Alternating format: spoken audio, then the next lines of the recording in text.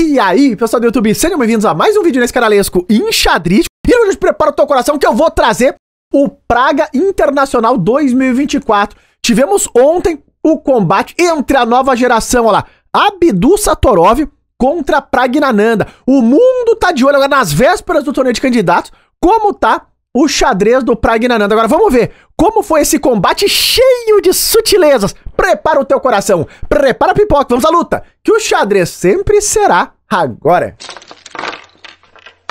Então, pessoal, aqui estamos nós, e de brancas vinha Abdul Satorov tentando abduzir o jovem Pragnananda, e o Abdul colocou, foi ele mesmo, olha lá, Equatrino, favorito de Bob Fish, e tá, uma Rui Lopes. Agora aqui vem a surpresa, com certeza o Abdul foi surpreendido por um lance mais raro, cavalo E7, colocou aqui o Pragnananda. É um lance que foge das principais variantes, uma subvariante da Rui Lopes, olha aí, segura aqui, e prepara para trazer no meio jogo esse cavalo por flanco do rei. Rafael, isso não é problema. Vamos ver. Olha o tempo que o Abdul vai gastar no relógio. Isso já indica o quão surpreendido ele foi. Aqui ele jogou o lance que é natural, roque, cavalo G6 e agora C3, preparando para romper pelo centro. O Pragna falou não. Rompo eu primeiro. Pá. D5. E aqui o Pragna gritou, não é Disneylândia. Ah, nem tudo é algazarra. Porque agora, tu tem que trocar e as pretas têm a dama exposta, em que muitas aberturas, isso é um problema, aqui, nessa posição em particular, não é, porque o Abdul já jogou o lance C3, ou seja, ele não consegue ganhar um tempo de desenvolvimento em cima da dama, mas a dama tá exposta, e o Abdul falou, o bispo já tá jogando, ele aperta, ó lá, jogou bispo B3, dama D3, tentando manter as pretas sem espaço para desenvolver, só que agora bispo C2, dama D6, e aqui o Abdul começa a preparar para soltar o jogo dele, mas vocês vão ver que nesse alto nível, qualquer detalhe é muito detalhoso. E aquele cavalo E7 é um detalhe. Vocês vão ver como que o Pragna vai sair dessa fase da abertura. Olha lá, ele jogou bispo E6, bloqueando aqui a coluna E. Vem agora o lance D4, que é natural. Segue o desenvolvimento bispo E3 e as primeiras trocas. Trocaram aqui em D4 e agora roque. E observem que o Pragna tem uma posição equilibrada. Isso é muito bom nesse alto nível. Tu tá de pretas e conseguiu uma posição aqui no início do meio jogo já de equilíbrio. Isso com certeza atrapalhou aqui o Abdul nessa partida. Olha como segue a partir desse momento. Cavalo D2, agora C5, bispo E3, dama C7 e aqui o Abdul ele tenta lutar pelo ponto de brancas jogando o lance dama H5. Sabe que é um lance já mais ousado. Ele vai com a dama pra cima, meio que crava o cavalo, porque ele fica mirando ali um raio-x no peãozinho de H7 e o Pragna seguiu jogando os naturais. Trago a torre pra coluna e G3 vem com uma pequena interrogação. Rafael, não acredito. O que acontece a partir daqui? Vocês sabem que esse G3 é um lance defensivo. O Abdul ele tá tentando limitar o cavalo de G6 das pretas, mas em contrapartida isso funciona, ele limitou o cavalo, mas enfraqueceu muito as casas claras. Então aqui, na balança do longo prazo, essas casas claras podem se tornar um problema grave. Tanto é que as máquinas aqui já recomendam dama C8, olha lá, para bispo G4 tentar recuar essa dama das brancas, já explorando essas casas um pouco mais enfraquecidas. Mas o Pragnananda jogou um lance que traz mais ou menos a mesma ideia, olha lá. Ele joga a torre D5, dá um totó na dama e a dama volta. E agora ele ganha espaço no flanco da dama. É uma posição tensa, os dois já se apertavam um pouquinho mais no relógio. F4 jogou aqui o Abdul, ainda mantendo aquele plano de limitar os saltos do cavalo. Você sabe que o cavalo de G6 realmente está bem limitado. Então, ele consegue controlar o cavalo, mas enfraquece muito a posição do rei dele. A longo prazo, como a gente falou, pode se tornar um problema. Aqui ele pode ter uma ideia de F5 também em algum momento, o bispo pode estar meio trancado, tem um tema de garfo, o Pragna reforçou a casa de F5 e agora, bispo E4, já trazendo o bispo para a zaga, observem lá, já começa a reforçar um pouco a defesa. Torre D8 e agora A4, pressionando um pouco em B5. É um lance natural também da Rui Lopes, é um bom lance aqui. O Pragna, ele jogou o lance bispo G4, dá um totó na dama, dama em F2 e aqui, bispo F5. Olha que lance jogou o Pragna. Qual que é a ideia dele? Ele quer trocar os bispos de casas claras, por quê? Porque o Abdul enfraqueceu as casas claras na volta do rei dele. Então se tu eliminar o zagueiro das brancas, no longo prazo, talvez tu consiga, em algum momento, explorar essas fraquezas na volta do rei. Bom, olha como segue a partir daqui. Primeiro, o Abdul tomou em B5, veio essa troca, e aqui, claro, ele recusa a troca do zagueiro importante dele. O Pragna joga um lance natural, que é bispo H3, mais esse lance interroga. Observem que ele acertou no conceito, mas errou na execução. Porque, claro, ele quer trocar aqui o bispo de casas claras. Só que esse lance perde um peão.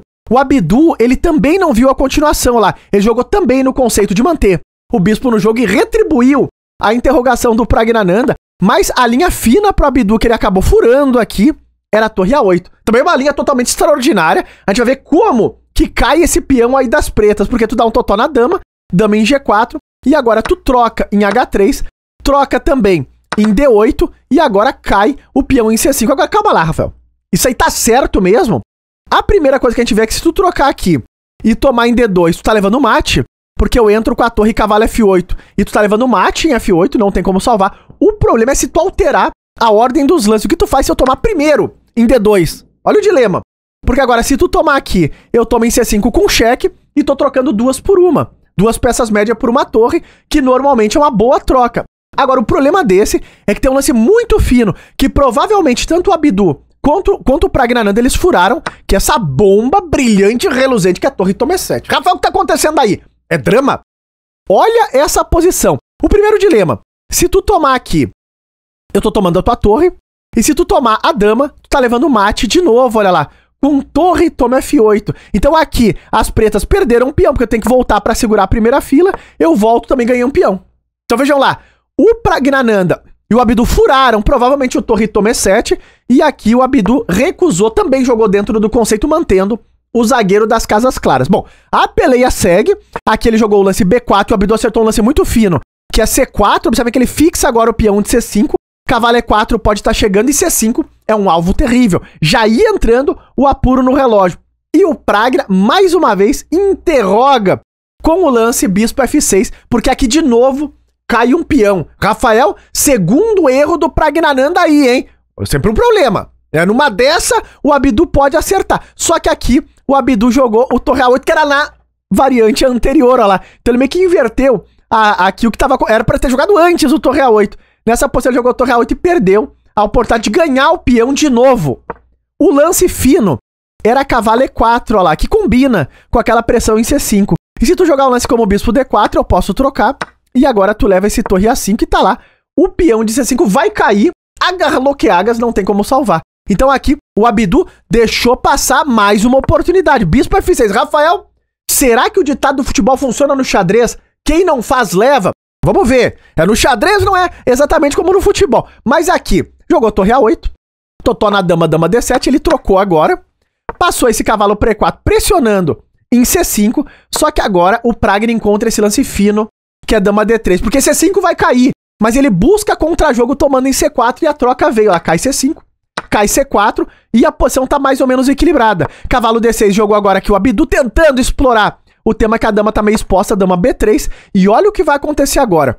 Bispo F3 jogou aqui o Abdu, que traz uma ideia de jogar G4. E esse bispo pode ficar completamente trancado, isso pode ser um problema muito grave em algum momento. O Pragna jogou aqui H6 e agora o Abdu joga bispo H5. Bom, é um momento muito importante do jogo. Porque nessa posição, o Praggnanandhaa deu um totó nesse bispeto e surge um repeteco lá, bispo F3, dama B3. Se voltar, o Praggnanandhaa pode atacar de novo ali, ficar de olho nas duas peças. Mas aqui, o Abdu, ele comete um erro grave. Torre E2. Agora, não é nada direta essa variante. Será que quem não faz leva também no xadrez? Olha o que acontece. É o erro. Agora, do Abdu, os outros erros foram do Praggnanandhaa e o Pragna não perdoou. Ele jogou uma bomba terrível, que foi esse lance brilhante. Torre toma D6. A ideia não é nada clara nesse momento. O que ele tá querendo trocar é uma torre por cavalo e bispo, então ele quer trocar uma torre por duas peças, só que a linha não é tão clara. Claro, se tu tomar em D6, tu tá levando dama D1, cheque, e aqui sim eu consigo a troca rápida, né? Porque eu tô tomando o bispo em D6 e vantagem pras pretas, mas o Abdu, ele primeiro jogou esse cheque, e depois de rei H7, olha lá, ele toma agora em D6, e tu não tem mais o cheque com dama D1. Então parece que o Praggnanandhaa simplesmente perdeu uma peça inteira. E o Abdu tinha um minuto no relógio, o Praggnanandhaa menos de 5. Só que o Praggnanandhaa viu outro lance brilhante que justifica a variante. É um lance muito difícil, tá? Bispo D4 jogou o Praggnanandhaa lá. Ele crava a dama, ou seja, tu não tem como recusar essa troca. Então aqui tu tem que tomar esse bispo. E é nesse momento, olha lá, que a gente vê que o enfraquecimento das casas claras se tornou um problema aqui pro Abidu. Olha lá, foi um problema muito sutil. Nesse momentinho, o Pragnananda tem aqui qualidade a menos, mas ele tá ameaçando o mate em 2 lugares. Mas, Rafael, ele jogou torre e toma D6 pra ficar com qualidade a menos, porque aqui tem defesa. Exato. O Abidu jogou a única defesa que ele tem, que é o lance dama F2, mas agora, depois de todos esses lances, o bispo cai. Olha lá, tu leva o cheque. Agora é forçado voltar aqui e cai o bispo em D6. Então o Pragnananda fez tudo isso para trocar uma torre por 2 peças médias, que sempre tem aquela dúvida. Rafael, a gente sabe que as 2 peças médias normalmente jogam mais do que a torre. Agora vamos entender por quê. Porque essa partida vai te mostrar como as 2 peças médias destroem a torre num final como esse. Não são todos, tá? Em finais onde as 2 peças médias conseguem pontos de ancoragem ali protegida pelos peões, tem ameaças também, isso funciona. Agora em posições muito abertas onde tu não consegue coordenar, por exemplo, o cavalo e bispo, a torre pode se sobressair às 2 peças, tá? Então não é um conceito assim que funciona sempre, mas nessa posição vai funcionar. Olha como seguiu aqui, dama E3. Agora, observe que o Pragna já começa a reorganizar as peças menores dele, torre E2, cavalo E7 manobrando as peças para as casas certas, olha lá, dama em E5, e depois do cheque vem aqui a troca das damas e temos o final típico. Torre contra 2 peças menores e tempo no relógio, que é muito importante. O Pragna joga B3, olha esse lance, ele fixa o bispo no peão na casa do bispo, e agora o peão de B2 vira uma debilidade. Então o plano para as pretas aqui é organizar a posição toda, em algum momento, tentar de cavalo tomar esse peão aqui em B2. É isso que o Pragnananda vai tentar fazer. E aqui, a gente vai ver que a torre ela tem uma certa limitação. Olha lá, eles começam a trazer as peças para o jogo. Então aqui vai vir uma simplificação agora em G4, uma troca. E o Pragna encontrou um lance muito fino, que é rei G7 ameaçando agora cavalo F6, que toca a torre. E observem que G4 já fica caindo. Então as peças médias são terríveis. O Abidu, ele defendeu a volta do cavalo. E olha o que acontece agora. Bispo F5, bispo C2. Observem que o peão já defende o bispo, não tem como tirar essa formação daqui. E o peão de B2 vira um alvo terrível. Então agora, basta tu trazer o cavalo para tomar esse peão e tu ganha com o peão de B. E a torre não consegue defender isso.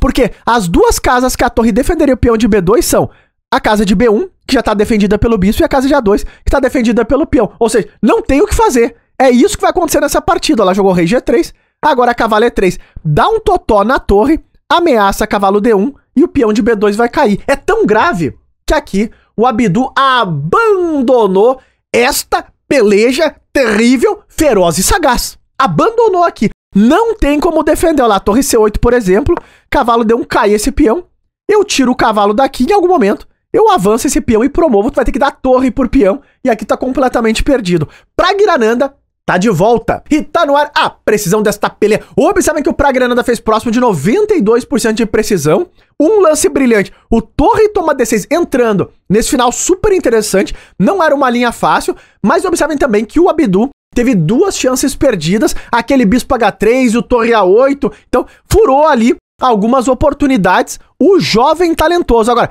fica de olho no resultado do torneio. Na liderança, segue o Abidu. Agora essa derrota deu ali uma segurada na disparada que ele vinha no torneio. E no segundo batalhão nós temos eles, olha lá, o Rapper, o Parham e o Pragnananda. Seguimos de olho em todos os detalhes desse super evento. E se tu gostou da análise, está curtindo a cobertura, não esquece de likear e até os próximos vídeos.